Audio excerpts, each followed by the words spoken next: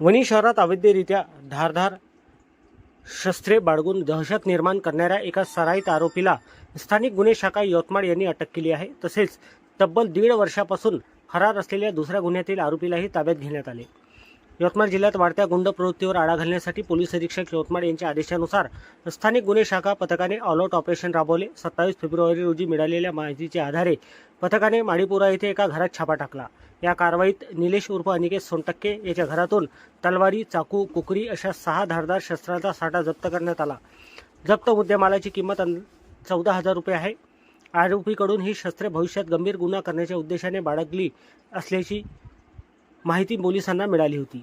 या प्रकरणी Wani police station येथे आरोपीविरुद्ध कलम 4/25 आर्म ॲक्ट सह कलम 135 नुसार गुन्हा दाखल करण्यात आला असून पुढील तपास सुरू आहे।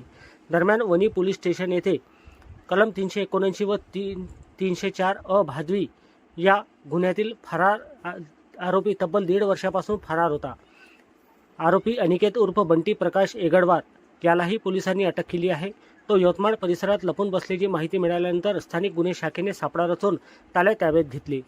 ही कारवाई पोलीस अधीक्षक कुमार चिंता, अपर पोलीस अधीक्षक अशोक थोरात यांच्या मार्गदर्शनात पोलीस निरीक्षक सतीश चौरे, स्थानिक गुन्हे शाखा यांच्या मार्गदर्शनात सहाय्यक पोलीस निरीक्षक दत्ता पेंडकर, पोलीस उपनिरीक्षक धनराज हाके, पोलीस हवालदार सुनील खंडागडे, सुधीर पांडे, निलेश निमकर, सुधीर पिदुरकर, सलमान शेख, रजनीकांत मडावी, सतीश फुके यांनी यशस्वीरित्या पार पाडली।